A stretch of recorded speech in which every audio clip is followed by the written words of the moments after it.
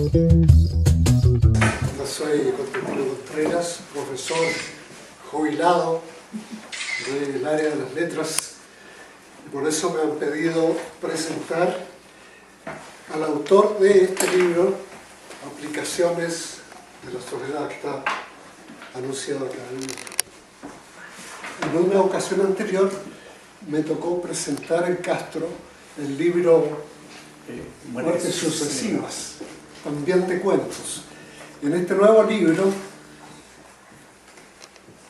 digamos, la temática es similar, pero ahonda en otros aspectos de la muerte y de la soledad.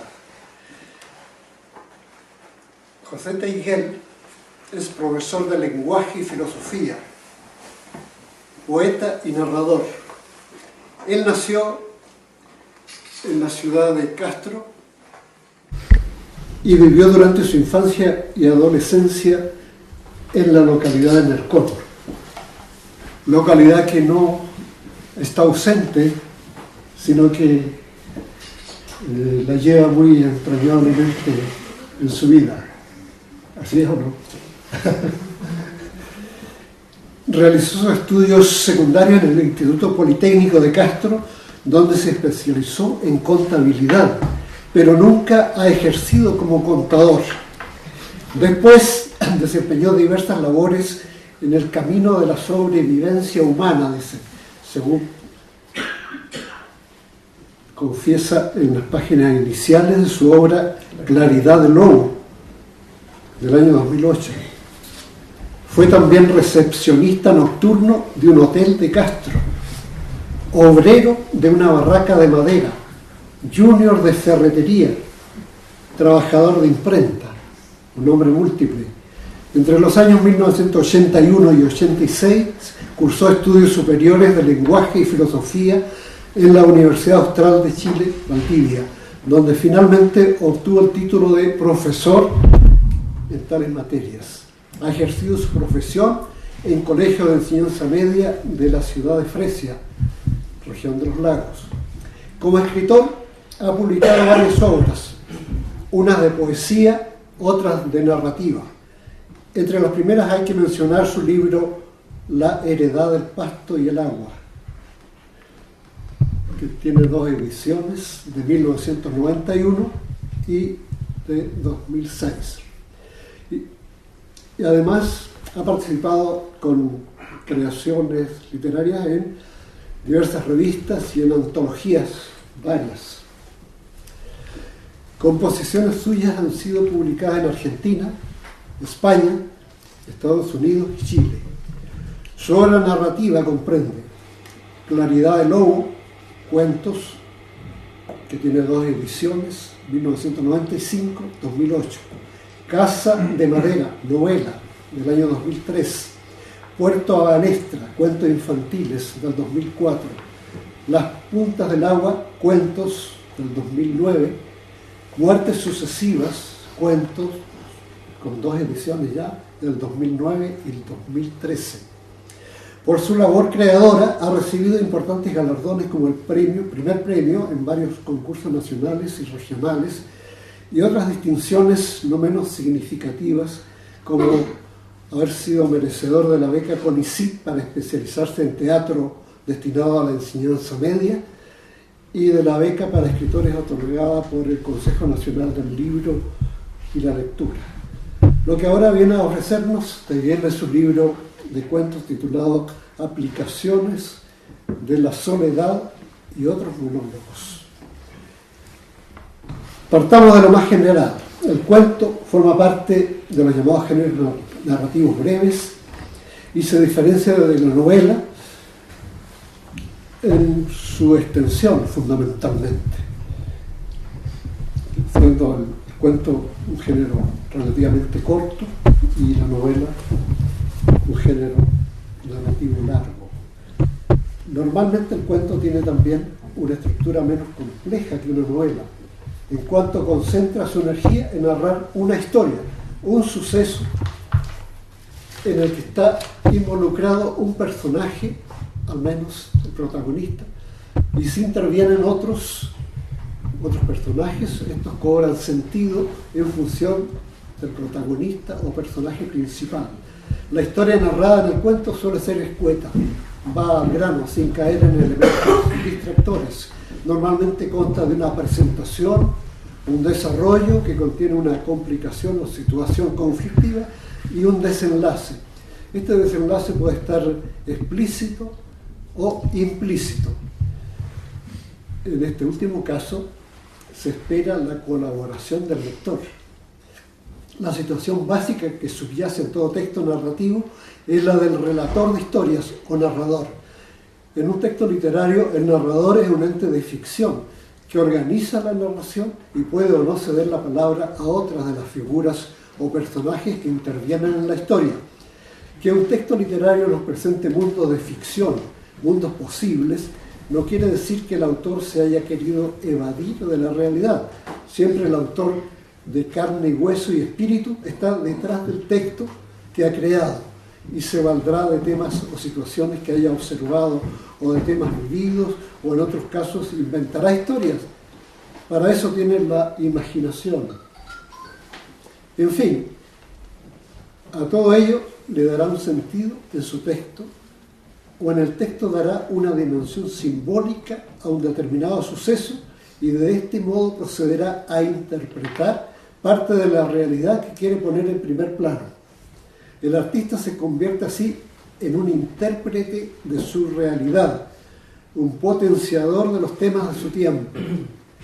En el libro de Teiguel, cada cuento tiene autonomía, es decir, independencia con respecto a los demás del conjunto, y están dispuestos en dos secciones. La sección primera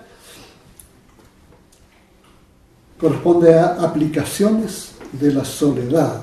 Él seguramente nos explicará más adelante el sentido que tiene la elección de este título. La segunda sección comprende otros monólogos.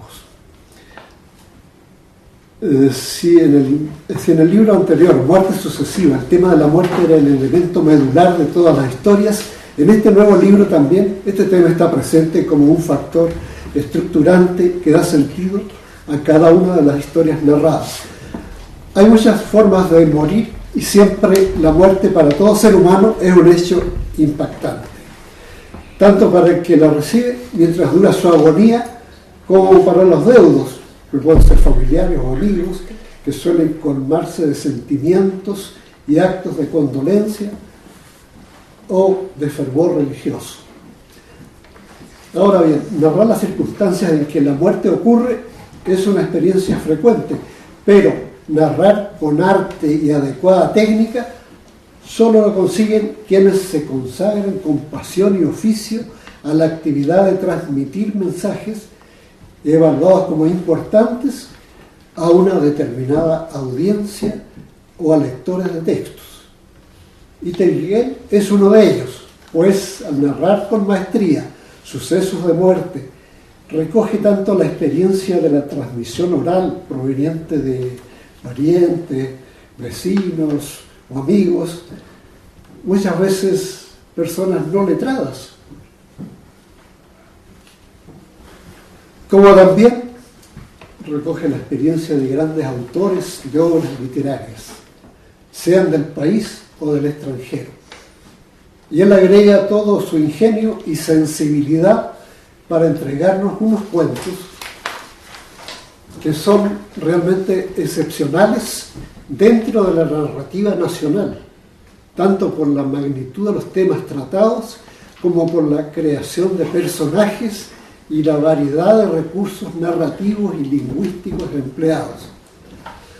Los cuentos incorporan elementos de lo que se puede llamar la chilotidad, esto es, aspectos característicos de la vida en Chiloé, pero en ningún momento caen en lo que podemos llamar el tipismo costumbrista. Al contrario, aunque algunas historias contadas tengan algún sello local, la visión de mundo y el manejo del lenguaje, siempre rico y variado, las elevan a categoría universal. Y las reflexiones acerca de la vida, la muerte, la soledad, la injusticia, la necesidad de libertad, las virtudes y flaquezas humanas siempre trascienden al aquí y a la ahora. Por eso siguen teniendo validez lo que ya decía Aristóteles en la antigüedad clásica, que la literatura es más filosófica que la historia.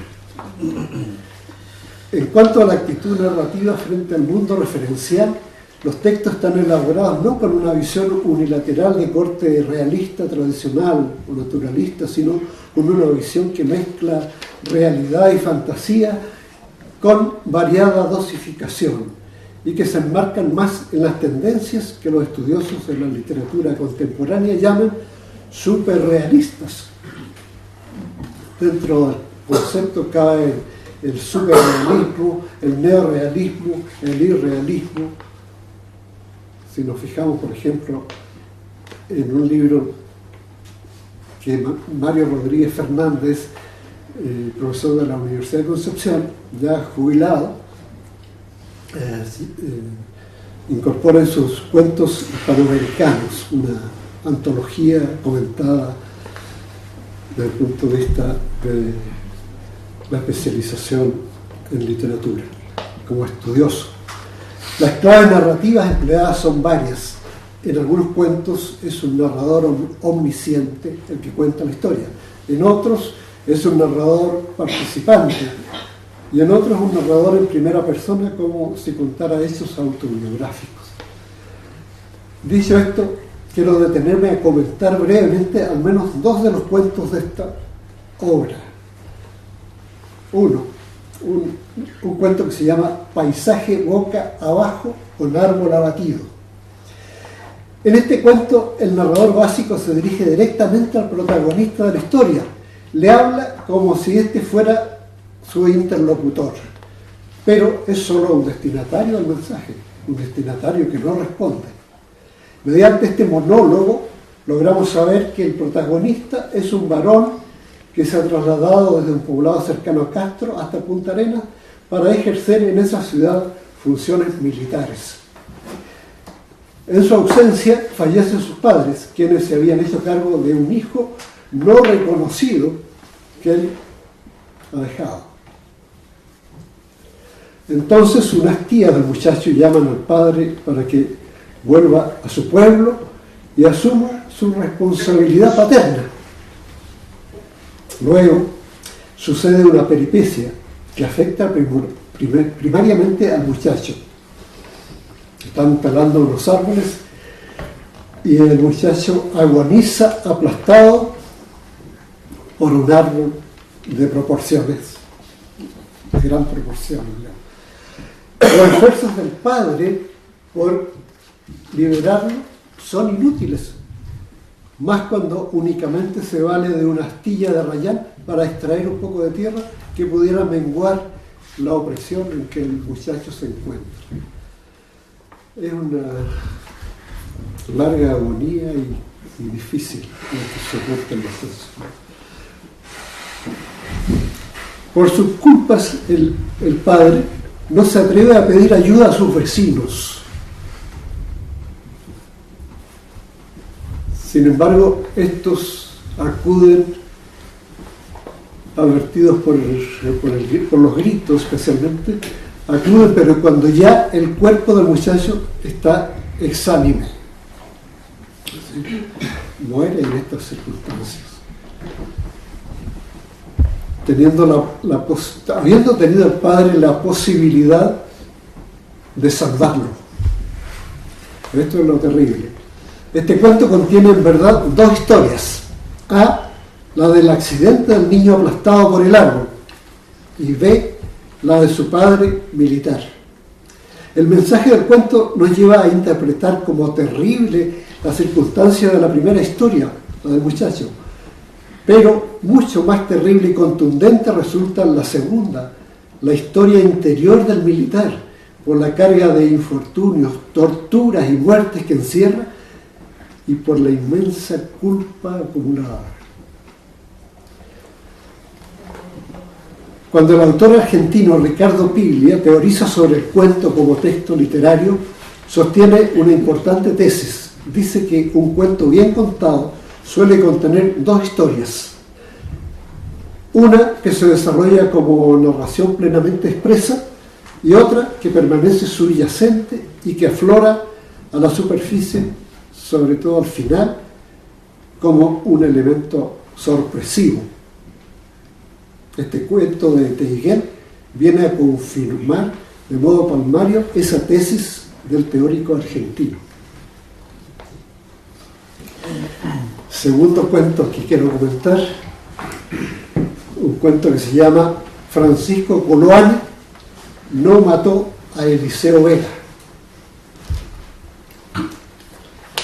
Todos de alguna manera, siendo chilotes, conocemos algo de lo que ha escrito Coloane, de lo que escribió en su tiempo. Este es un cuento donde Teiguel echa a volar la imaginación a partir de un texto literario previo, de otro autor. De una narración precisamente de Coloane. Él le da un golpe de timón a este cuento que publicó Coloane. Este recurso de la creación literaria a partir de la motivación intertextual ha sido utilizado también por otros autores notables. El mexicano José Arreola, por ejemplo, en su obra Bestiario, escribe en un breve texto de una página una teoría de Dulcinea. Como sabemos, Dulcinea, un personaje cervantino. En este texto sostiene que este personaje cervantino existió solo en la imaginación del caballero andante y que cobró dimensión real solo cuando una pastora derramó unas lágrimas ante la tumba del caballero demente. Otro autor que utiliza un recurso similar es el argentino Jorge Luis Borges. En su libro Ficciones incluye un cuento que se titula El fin. El protagonista de este cuento es el moreno que había sido derrotado por Martín Fierro, personaje protagónico del libro de José Hernández, en un contrapunto en verso. Ahora, en el cuento de Borges, el moreno es quien desafía a Fierro a pelear, pero no en verso, sino a pelear a cuchillo, como buenos forajidos, gauchos. Y en este crucial enfrentamiento es el moreno quien resulta vencedor al dar muerte a su rival. O sea, le da al relato y a la figura de Martín Fierro y con él a la poesía gauchesca, ¿no es cierto? Un golpe de tuerca, como diciendo, basta ya de tanta poesía gauchesca. La poesía puede transitar por otros cauces. El cuento de Coloane, al que Teiguel da un golpe de timón, es el que se titula Cazadores de Focas. Al menos con este nombre se conoce desde que fue incluido en la edición de Planeta de 1995, el libro Golfo de Penas. Antes había sido publicado en la revista En Viaje, en el número 448 de 1971, con el título de El Capitán Ñato, atendiendo al apodo de uno de los personajes protagónicos, Luis Andrade. El cuento de Coloane narra la peripecia de un grupo de cazadores de focas ocurrido en Punta Sobaco, Islas Guaitecas. La chalupa ballenera o loera está tripulada, además de su capitán, por 4 remeros provenientes de Quellón. A raíz del naufragio, todos viven una situación límite de sobrevivencia, refugiados en el interior de una caverna donde parían las hembras de las focas y alimentándose solo con la carne tierna de los popis, que son las crías de las focas. Sumidos en la desesperación, uno de los tripulantes, Eliseo Vera, el Liche, pierde la cordura y se arroja al mar. Las olas lo devuelven muerto, con un brazo desgarrado y sin cabeza. Para esta víctima, el mar es su sepultura. Los demás logran construir una especie de balsa con restos de tablas arrojadas por las olas y cuero de las mismas focas sacrificadas. Con ella, con esta balsa, salen de la caverna y después de una espera, no tan prolongada, logran ser rescatados por un barco que vuelve cargado de ciprés de las Huaytecas. En el cuento de Teiguel los personajes son también 5, pero ahora Coloane ha pasado a ser un tripulante más y no el narrador externo, tripulante que junto con el ñato Andrade, Eliseo Vera, Vicente Caicedo y José Cotul soportan esa terrible experiencia del naufragio. Y el tripulante que muere destrozado por el mar no es Eliseo Vera, sino Vicente Caicedo. Y Eliseo Vera, el Lice, se salva y después llega a vivir en el Col, a Gamboa. La medular de la historia se mantiene, pero varía en los detalles y en el modo de narrar. En este caso, no es Coloane quien cuenta la historia del naufragio y sus consecuencias, sino un narrador externo que tuvo la oportunidad de conversar con el sobreviviente Eliseo Vera, poco antes de su muerte en la localidad de Nercón en 1983.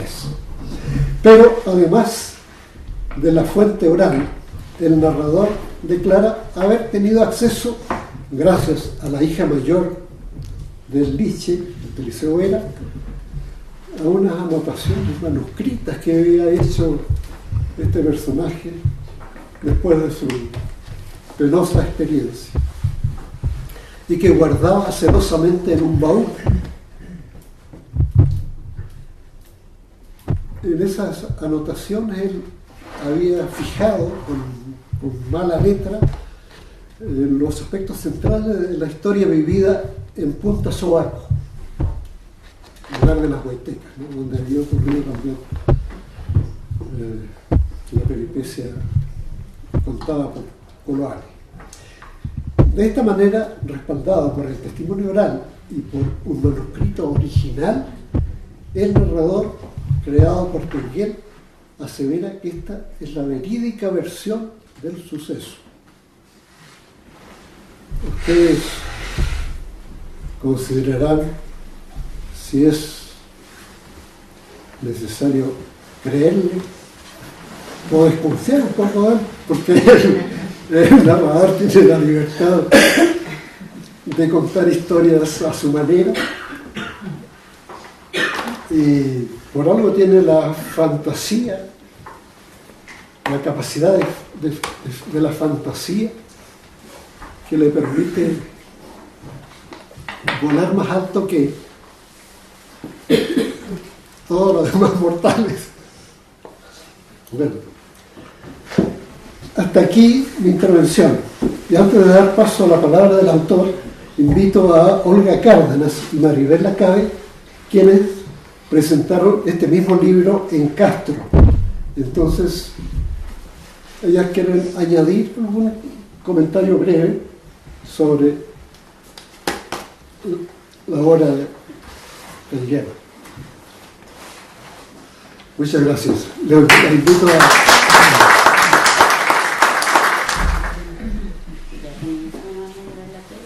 Sí, bueno, no vamos a leer toda la presentación porque intentaremos ser lo más breve posible.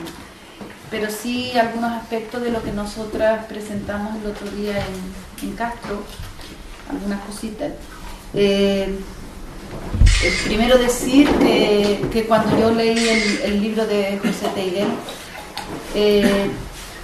tuve la convicción de que estaba ante uno de los mejores libros de relatos de la literatura chilena, y no es exageración, y no es porque José sea amigo mío, de verdad que es uno de los mejores libros de cuentos que se ha escrito en Chile, lo digo con total convicción.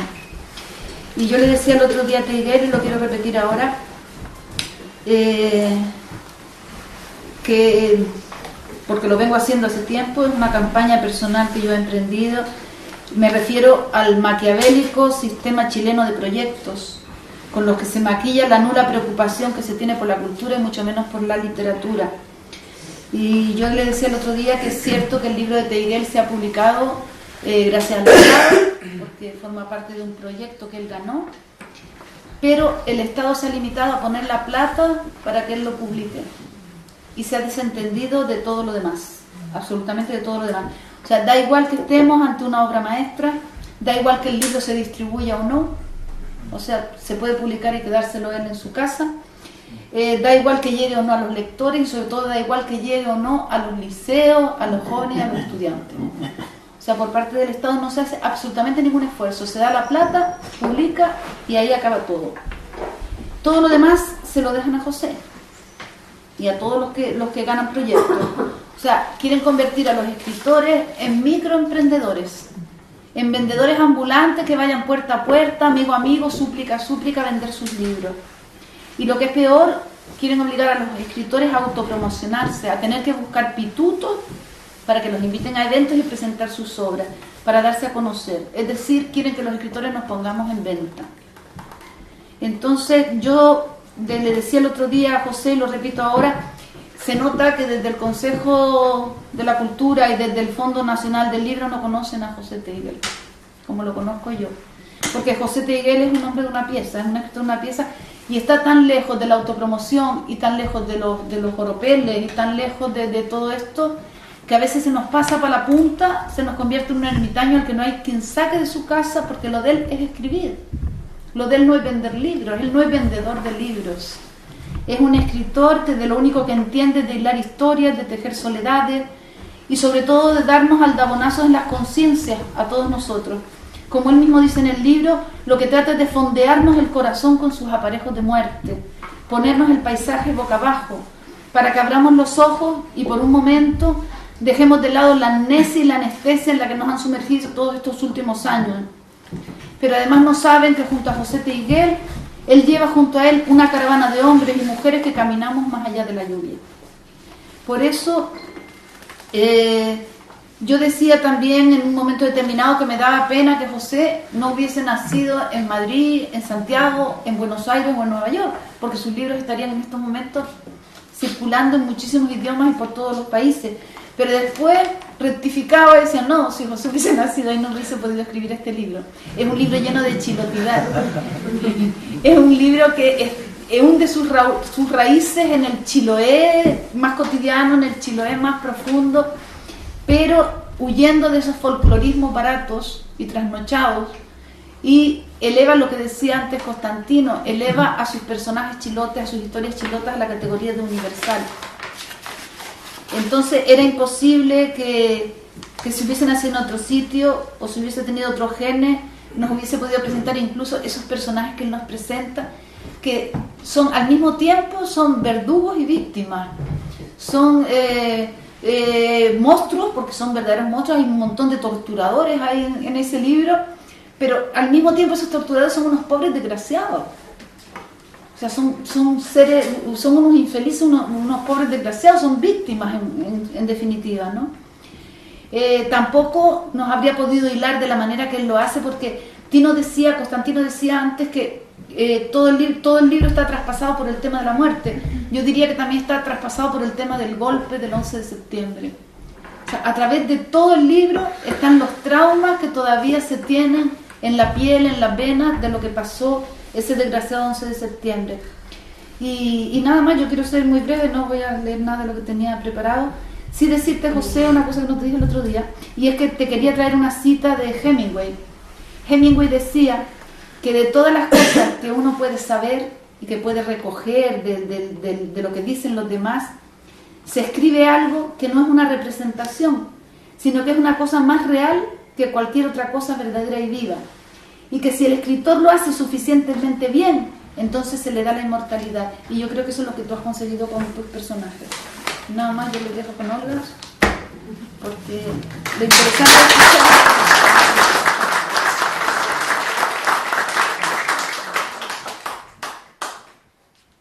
es bueno, lo mío no es no es académico ni nada de eso, como ustedes comprenderán los que me conocen. Bueno, yo conocí a José hace muchísimos años, no voy a decir cuántos años, porque estos van a sumar y van a sumar. Muchos años en el movimiento cultural AUME de Castro, y desde entonces hemos seguido siendo amigos. Es un grupo grande que seguimos siendo amigos, que de repente nos mandamos cosas, qué sé yo, por internet, poemas y cuentos y eso. Bueno, como decía la Maribel, el José Teiguel de repente desaparece y le escribimos y no contesta. Pero de repente aparece y aparece bien, qué sé yo, con un nuevo libro y ahí está, qué sé yo. Y este libro nos dejó a todos marcando ocupados. Cuando lo empecé a leer, porque el José me llamó para que le presentáramos el libro en Castro, en la biblioteca, es mi teléfono, pero no lo contesté.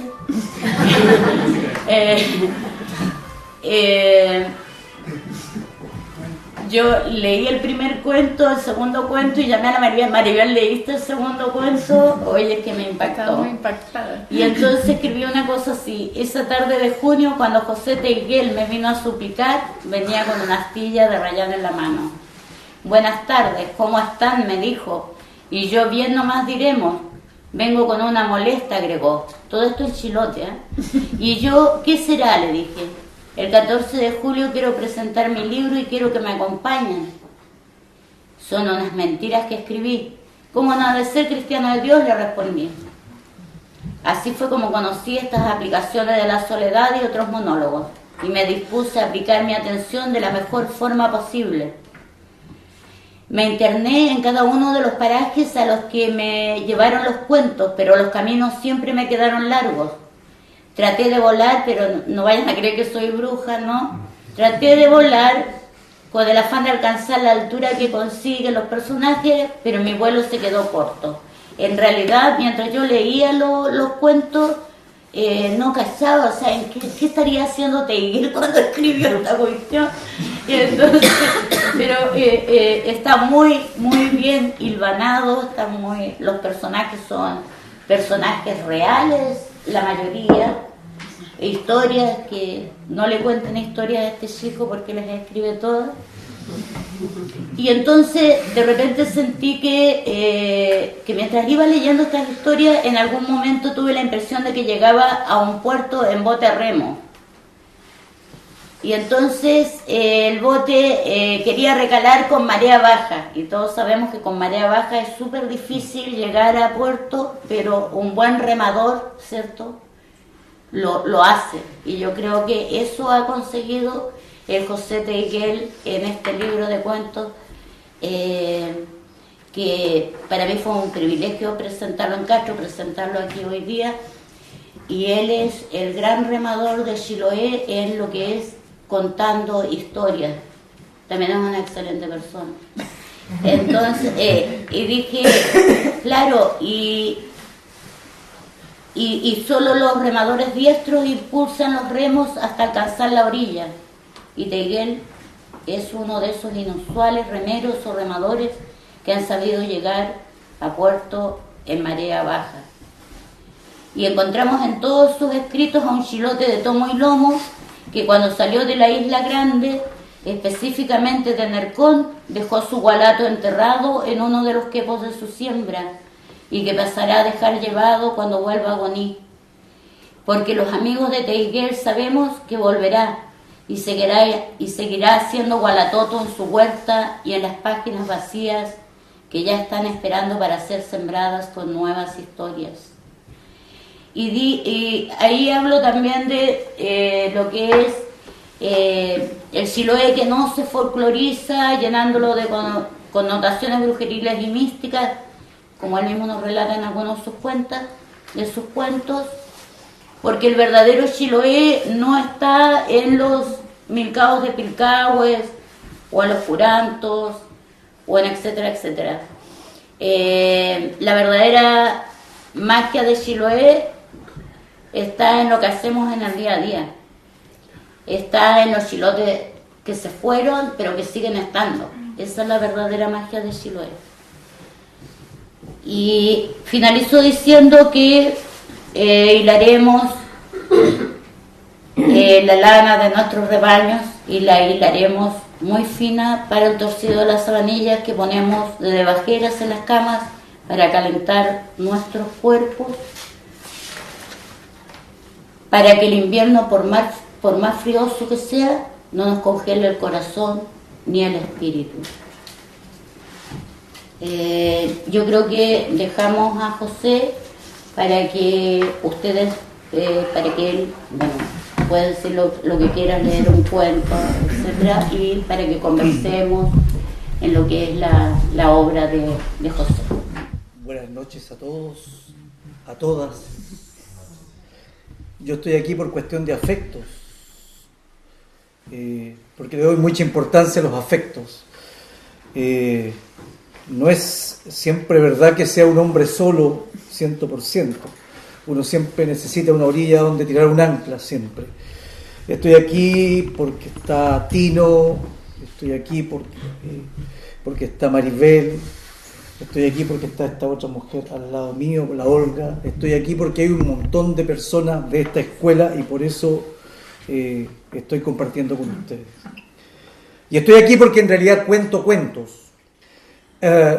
Voy a repetir un par de cosas que dije en Castro, en realidad. No estoy en una capacidad intelectual para escribir de prototipos de chilotes, de esos chilotes que son solidarios, que son todos buenos, que nunca se han mandado una cagada para nada, ¿cierto? Sino que son chilotes dignos de conocerse aquí y en Nueva York, ¿cierto? Y en Mozambique. No, ese no es mi tema. Estoy para contar aquí un poco el paisaje de los chilotes que yo conocí cuando era un pendejo, o sea, cuando tenía 10 años, 11 años. Yo siempre digo que cuando me aprieto el chip de la memoria, me doy cuenta de que mi adolescencia duró como 1000 años. 1000 años. Y que tengo memorias visuales, de que tengo memorias de olores, de sabores, de lo que pasó en esa época. Y que conocí a hombres extraordinarios y que conocí también a hombres malos. Y eso es lo que traigo acá. Entonces el prototipo del chilote, de este chilote medio turístico que nosotros queremos lanzar, no corre conmigo, o sea, no va por ningún lado. ¿No? Probablemente algún día salga uno de esos, pero no creo. ¿Ya? Ahora bien, delante el Tino lanzó ahí un asunto de el 11 de septiembre. Sabe que el 11 de septiembre fue metido aquí, sobre todo con 3 o 4 cuentos, por razones absolutamente personales. Y una de las razones se los voy a contar aquí. Hay un cuento que se llama 11 de septiembre o San Martín 684. San Martín es el número de mi casa en Fresia. Y es una cuestión bastante maldita porque yo en el año 2009, el 9 de septiembre del 2009, el 9 del 9 del 2009, eso es verdad, se me murió un perro. ¿Sí? Sí, un perro. Y era un perro que yo quería mucho. Pero esa noche hubo un temporal de la puta madre y el viento botó una de las tablas que estaba, qué sé yo, estaba mal clavada y el perro pasó al patio del vecino y ahí había 3 perros que me lo hicieron pedazo. Después sale del patio, anda una cuadra, yo voy a buscarlo bajo ese temporal y el pobre estaba ya desangrado y me miraba así como pidiéndome perdón, me miraba con lástima y me miraba en silencio, que es la peor forma de morir, en silencio. Entonces volví con mi perro a la casa, lo metí en su casita. María Cristina no estaba conmigo porque estaba, digamos, al cuidado de su mamá en ese momento, que había tenido un ataque cerebral maldito y estaba solo en la casa. Y el perro se me moría. Media hora después de ducharme para sacarme todo el olor del perro y el barro, llamo a mi padre. A mi padre nunca lo conocí ni lo conozco, no me lo han presentado. Entonces lo llamo, con 50 años llamo a mi padre, porque me había conseguido un teléfono de él y me pareció bueno llamarlo para decirle hola, ¿cómo está? Y qué sé yo.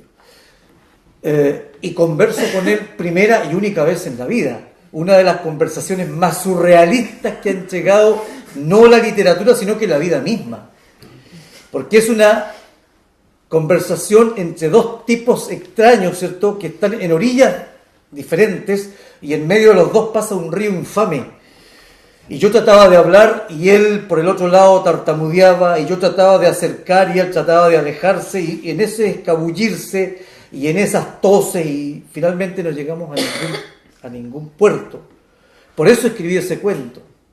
Y en ese cuento, efectivamente, yo al otro día murió el Panzer, y el 11 de septiembre yo enterré a mi perro. Pero aquí en el cuento no, yo lo llevo a Puerto Montt, lo entierro y me encuentro con mi padre, lo enterramos entre los dos, y los cabros que estaban haciendo barricadas le sacan la cresta. Porque en el fondo, bueno, había algo un poco de venganza mía, por ese registro paterno, ¿ya? Ahora, yo no tengo problemas de ese tipo político. Fíjese que en el tiempo de la memoria en Chiloé, en el tiempo de los 60, los del Partido Nacional le iban a pedir papas a uno del Partido Comunista, ¿cierto? Y el del Partido Comunista, cuando no le alcanzaba el ají o la sal, se lo iba a pedir a uno del Partido Nacional, ¿cierto? Así funcionábamos nosotros acá. Entonces, era una huevada eso de estar colocando cortinas, ¿cierto?, respecto de la gente de este partido. No. Después la cuestión ya, bueno, llegó a lo que tenemos nosotros. Por eso lo coloqué. No conocía la tesis de Piglia, y eso que soy un buen lector de Piglia, pero en fin, así que algo nuevo aprendí hoy día. De Coloane, cogí el cuento de Coloane porque yo en realidad, y esto, detesto a Coloane. No me gusta Coloane. Es un escritor al quien respeto bastante, ¿cierto? Pero no me gusta Coloane. Encuentro más interesante a Edesio Alvarado. De los escritores de acá del sur, de Calbuco para acá, Edesio Alvarado me parece extraordinario, incluyendo algunas pifias que se manda dentro de sus cuentos, me parece extraordinario. Coloane no, me parece un autor lineal, me parece un autor previsible, me parece un autor que escribe bien, fuerte, vigoroso, pero, en fin. Esto es lo que llaman hablar políticamente incorrecto, ¿cierto? Ya, perfecto. Bueno, de Borges aparece algo por ahí porque yo releo a Borges. Ya eso es una mentira cuando alguien viene aquí, un escritor, y le preguntan, oye, ¿qué autor es tu preferido? Y alguien, para hacerse interesante, dice, no, yo leo a Coetzee, por ejemplo. No, yo leo a todos los que puedo y releo a todos los que puedo. Me parece Chandler, que es uno de mis autores favoritos, me parece extraordinario, porque me parece, aquí anoté, ¿cierto?, de que la depresión norteamericana de 1929 uno lo puede conocer por un libro de historia, ¿cierto? Pero conocer las truculencias de esa depresión hay que leer a Chandler, no se olviden. Hay que leer a Coetzee, si queremos ver el problema del apartheid en Sudáfrica, léanse a Coetzee, por favor. Y hay que leer a Borges de todo, y hay que leer, qué sé yo, a García Márquez de nuevo. En fin, ya con eso, porque no tengo más por aquí. Otra cosa. Alguien me preguntaba por ahí si yo rescataba el lenguaje chilote del año 60 o 50.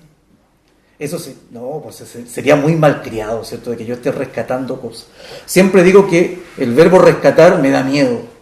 Yo no rescato nada.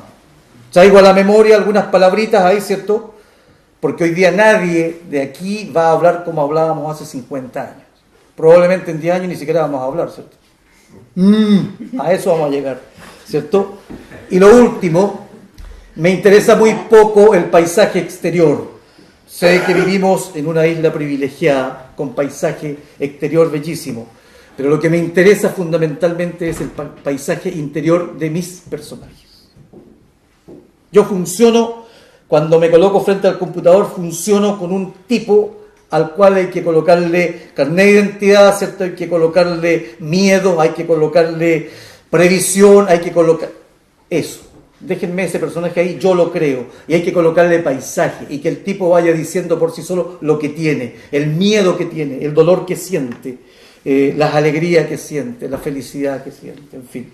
Y en eso consiste un poco este acto de escribir. Estamos bien con la luz. Voy a leer un cuento que no es muy largo, muy largo. Tesador se llama. Usted sabe lo que es un tesador, ¿cierto? En otras partes le dicen boyero también. Un tipo que va con una picana conduciendo, ¿cierto?, un par de güeyes. La autoridad dejó el hacha y la motosierra casi en el mismo lugar donde fueron usados de manera tan cruenta. Paraditos en una esquina los dejó. 6 eran en total, uno de traje gris y abrigo largo que hablaba como el principal y que a la legua se notaba con más potestad que los otros, porque les decía: revisen esto, y lo hacían, midan esto otro y medían, tomen nota de este detalle, fotografían bien esta esquina, decía, y los otros obedecían sin chistar. A él se unían los 3 carabineros que solo vinieron a acompañarlo, más los otros 2 tipos de civil que lo seguían, revisando, anotando cosas y tomando algunas fotografías. Y como digo, al final de la visita dejaron todo tal como lo habían encontrado, porque no era necesario llevarse nada, me afirmó el mismo hombre que actuaba como mandamás, pues agregó que se trató solamente de un accidente casero, muy desgraciado, brutal y poco frecuente, pero accidente al fin y al cabo. Eso fue lo que el hombre me repitió hasta el cansancio, como si se encontrara ante un idiota que a la primera no podía entender el volumen de la desgracia ocurrida. También me dijo, a nombre de todos, que lo sentía mucho, que en lo más hondo de su pecho estaba conmigo ayudándome a sentir, que era una verdadera desgracia que estas cosas todavía siguieran sucediendo en este tiempo. Eso también lo anduvo repitiendo unas 5 veces, como si dependiera de la repetición que la desgracia se volviera más llevadera o menos tolerable. Porque vaya usted a saber si la autoridad piensa o siente igual que uno. Vaya usted a saber si siquiera conocen de oídas lo que es una amansadura, por ejemplo. Y por otro lado, vaya usted a saber si la muerte para ellos es la misma cosa que para nosotros. Lo que es cierto es que mientras estuvieron conmigo, todo lo que hicieron se remitió a declaraciones mías y de mis chicos medianitos, declaraciones grabadas, copiadas, repetidas, firma de papeles, citaciones, como si yo estuviera el tiempo de más, como si mis chicos y yo estuviéramos en condiciones de andar declarando así como nos quedamos, con tanto dolor y tan pocas palabras para hacerle frente a la soledad que se nos venía encima. En cuanto a mí, le diré que me quedé con toda la pena adentro, como ahogado en un pozo oscuro y sin fondo, sin la Susana y sin la Yunta. La Yunta que, al decir de la misma Susana, se había amansado casi de la misma manera como nosotros nos habíamos amansado en esos 12 años que llevábamos juntos. Desde que nos conocimos y decidimos juntar nuestras pilchas, estos bueyes han sido domesticados con amor, tal como nosotros mismos nos hemos ido amansando con el tiempo. José Miguel, me repetía la pobre. Y viera usted que era lindo, como ella lo decía, porque cuando me hablaba de esa manera a mí se me formaba un tremendo boquerón aquí en medio del pecho, y por ahí mismito entraban a cuajarones las porciones de luz que nacían de las palabras de la Susana, palabras que después recorrían todos los rincones de mi cuerpo y como que lo entibiaban. ¿Y qué decir de la Yunta? A la Yunta yo la había criado desde que se quedaron guachos, ambos de madres primerizas que se murieron en la aparición. Entre la Susana y yo los salvamos y los criamos a puro biberón hasta que alcanzaron a ser novillitos rollizos. Y viera usted qué encanto era cuando volvíamos del pueblo y a la entrada del terrenito nos venían a esperar con un trotecito medio lerdo y suavecito, como si perritos falderos fueran. Trotando se allegaban hasta nosotros y se podría decir, sin pecar de falsario, que solo le faltaba hablar. ¿Cómo sería la forma de encariñarse con nuestras personas que para las faenas de amance ni prendas de nosotros le pusimos entre las coyundas? A lo más, como con algo de desgano, les pasé por las narices una camiseta vieja que yo usaba para el trabajo, como para asegurarme que en lo sucesivo reconocerían mi olor y me respetarían como tesador. Con mencionarle a usted que a la semana de ponerle carga ya era una mancornita pareja y tiraban ambos por igual. Y cuando les tocaba la hora de la forrajeada, con solo un silbido mío se venían al tiro, se hallaran donde se hallaran, comían su ración con lentitud y hasta con un poco de vallica se abastecían. Eso sí, ¿para qué voy a andar diciendo una cosa por otra? Con los perros nunca se dieron. por más tranquilos y juguetones que fueran los quiltros que nos acompañan cada día hasta el día de hoy. Jamás los soportaron, ni siquiera a los costados de la carreta o de la rastra. Nunca se llevaron bien, ni con las mordidas ni los ladridos. A pura picana se ponían en camino y le rumbeaban el tiraje del arado, de la carreta, del rastreo, y metidos hasta las corvas soportaban el yugo corto de tiro en medio del monte para sacar de adentro los radales y las tepas volteadas por el hacha y la motosierra. Porque, como usted ya sabe, yo los había dejado con las criadillas vivas para que fueran aturunados y tuvieran fuerza bruta para el rastraje. ¿Qué le van a decir a usted? Si usted comprende mejor que yo que uno necesita animales fuertes en todo tiempo para meterse en el corazón del monte donde el trabajo no es fácil y el sacrificio abunda. Usted comprende mejor que yo que una yunta buena es la mejor garantía que uno tiene para el trabajo, que una buena mancorna siempre será mejor que los brazos y el corazón de una docena de hombres resabiados o lerdos para la pega, sobre todo cuando se trata de tirar semejantes varales desde el medio del barro en esos días brutales de viento y lluvia que usted tanto como yo no se lo regalamos ni al peor de nuestros enemigos. ¿O me equivoco? La Susana me decía que pasado el invierno les botaríamos las criadillas por una cuestión de seguridad. Nunca se sabe con los animales, me repetía. Un día cualquiera se alzan y arrasan con lo que se le pone por delante, insistía. Y yo nunca le hice caso, y en eso estuvo mi fatalidad. Por otro lado, si no le presté atención no fue simplemente por capricho, sino por dos razones que tienen que ver con las propias necesidades que uno sufre en lugares como este.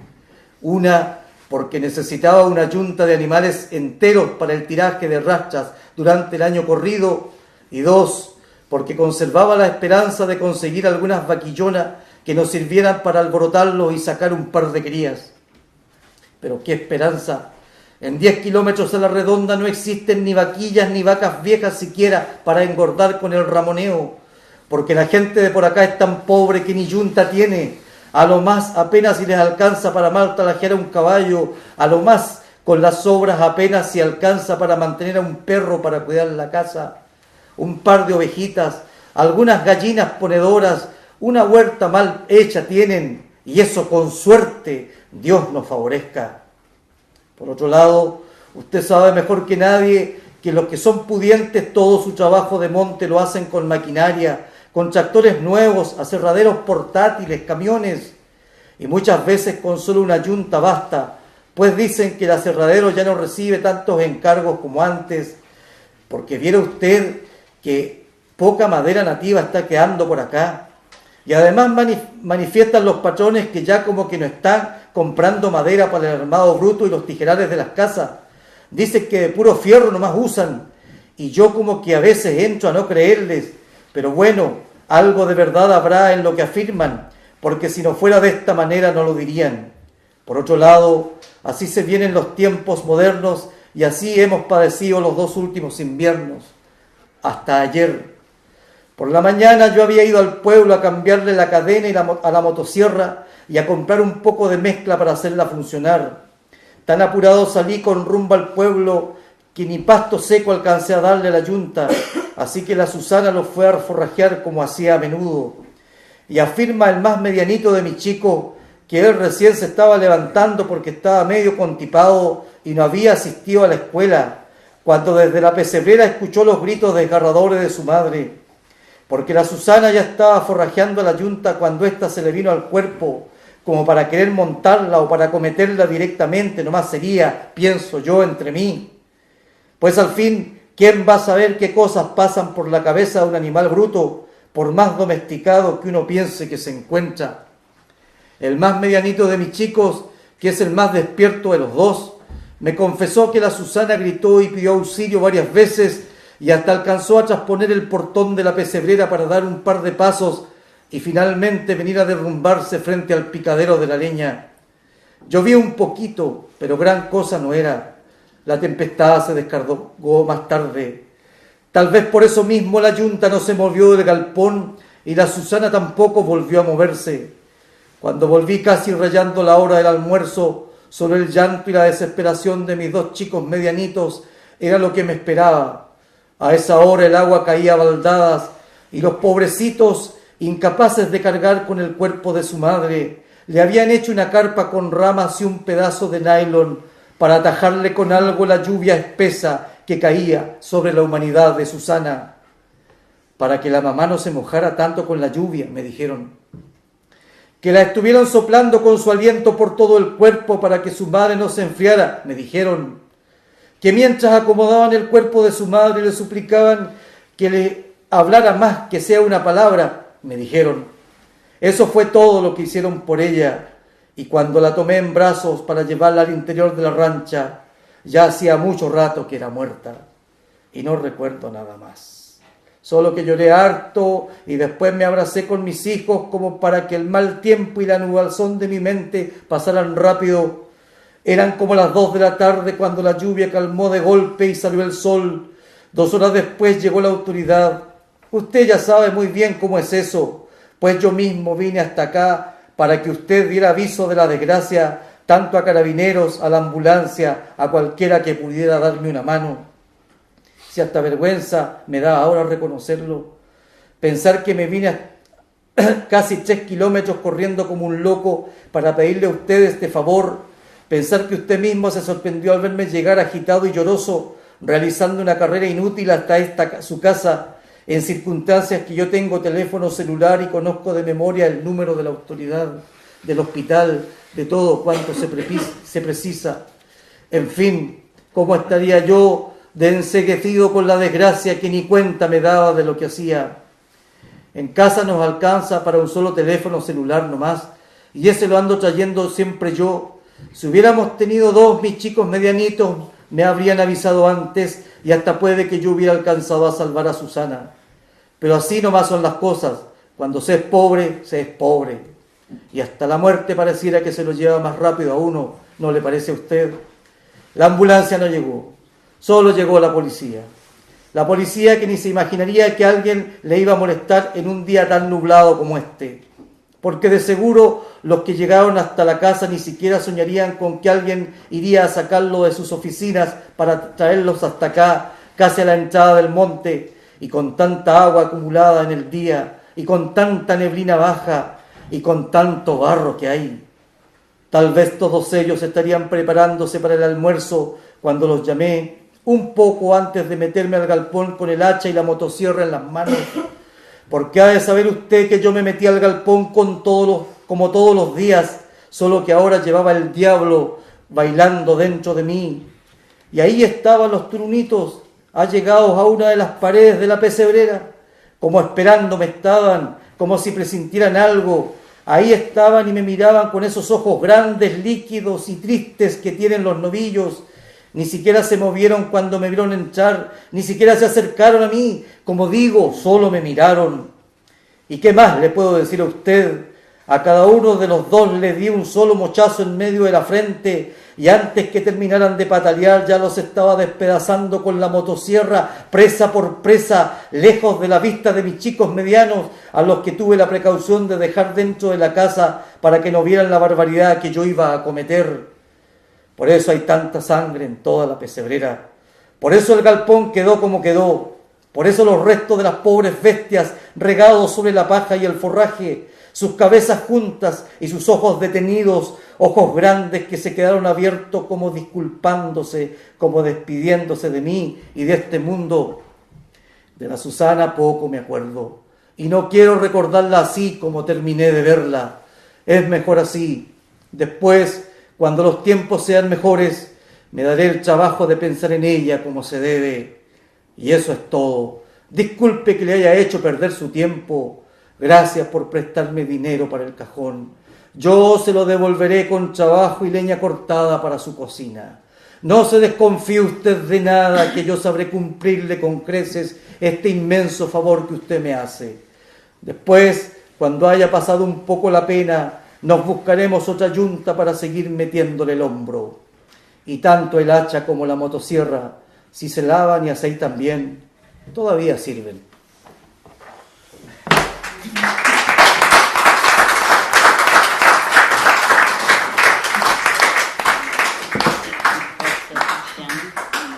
Bueno, alguna pregunta. Bueno, el cuento no es Mary Poppins, ¿cierto? Ni Blancanieves, por supuesto. Yo te quería hacer dos preguntitas que no te hice el otro día en Castro. Una ya te la hizo Tino antes, que el porqué de aplicaciones de la soledad. Porque estuvimos Constantino y yo ahí discutiendo un poco, viendo si achuntábamos por qué le habías puesto ese título y no nos poníamos de acuerdo. Mejor que no lo expliques. ¿Y a qué acuerdos llegaron? No, a ninguno. Así que mejor que no lo expliques. Yo tampoco voy a explicar nada. ¿Sabes? A ver, Roland Barthes, Roland Barthes, ¿cierto? Siempre pensaba que cuando uno escribía un libro, parece que después uno tenía que explicar lo que escribió en el libro, como que le quedaba un stock, ¿cierto?, de información que yo no toqué. ¿Ya? Aplicaciones de la soledad, me encantó el título, me gustó la extensión, ¿cierto? Me gustó cómo funcionaba. Además, yo siempre he considerado, en parte soy un hombre solo. La soledad funciona incluso en los mejores momentos de alegría digo, no de felicidad, porque eso es otra cosa. Entonces, mis personajes son hombres solos o colocados al límite, y de pronto retornan un poco a estar con los otros, con los demás, y de pronto vuelven otra vez a estar ensimismados en la soledad de la cual ellos partieron. Entonces encontré que aplicar la soledad se le puede aplicar a toda la vida de uno. Yo soy un tipo pesimista, ya lo dije el otro día, soy un tipo bipolar, absolutamente bipolar, y acá siento bastante libertad en decirlo, porque yo además soy profesor. Y resulta que nosotros los profesores siempre nos piden que nosotros seamos tipos no bipolares, que seamos sumamente equilibrados. Tenemos que ser el modelo. Los médicos pueden dejar la cagada, los abogados pegarse un robo, ¿cierto? Los pacos mandarse un fraude, pero el profesor tiene que mantenerse aquí, ¿cierto? El tipo, y no, yo soy un tipo contradictorio, absolutamente contradictorio. Aquí tengo una mujer que me acompaña 34 años, que ha sido un sufrimiento para ella. Soy un tipo contradictorio y un tipo absolutamente bipolar. Y hay días en que ando muy contento y otros días que ando con depresión, o sea, funciona. Ahora, los días con depresión son notables, porque son los mejores días en que uno escribe, y eso lo digo de verdad.